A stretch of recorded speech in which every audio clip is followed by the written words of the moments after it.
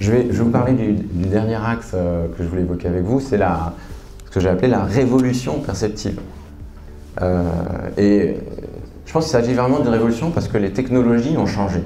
Je vous ai parlé du contexte tout au début de la présentation, du contexte technologique de données et puis de capacité de calcul. Là, vraiment, on le voit en application parce que faire des bonnes photos modélisées en 3D, des visites virtuelles, tout ça, ça fait très très longtemps que c'est possible, mais c'était hyper cher.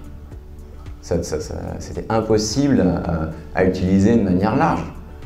Donc des gens qui avaient un peu d'argent pouvaient le faire sur un ou deux biens qui étaient un peu ce qu'ils pouvaient mettre en avant pour mettre en avant la qualité de leur savoir-faire. Mais aujourd'hui, ça s'est complètement démocratisé. Et ça va continuer, les coûts de ces services vont continuer à baisser très probablement rapidement pour que ça soit plus largement accessible. Avoir des photos professionnelles, c'est quelque chose qui impacte très fortement la capacité à vendre un bien plus cher. Il y a des études d'une société qui s'appelle Redfin qui considère que ça permet de vendre entre 3 000 et 11 000 $ plus cher un bien.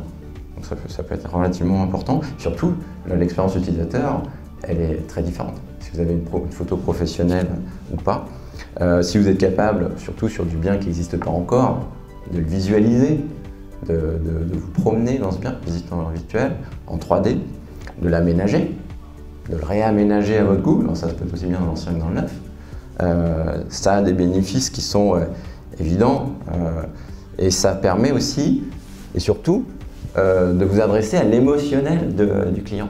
Que vous n'êtes pas sur des mauvaises photos ou sur des plans. Vous êtes en train de lui parler de sa vie dans ce bien.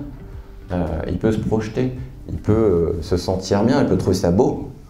Ça, c'est important pour vendre, pour le mettre en confiance.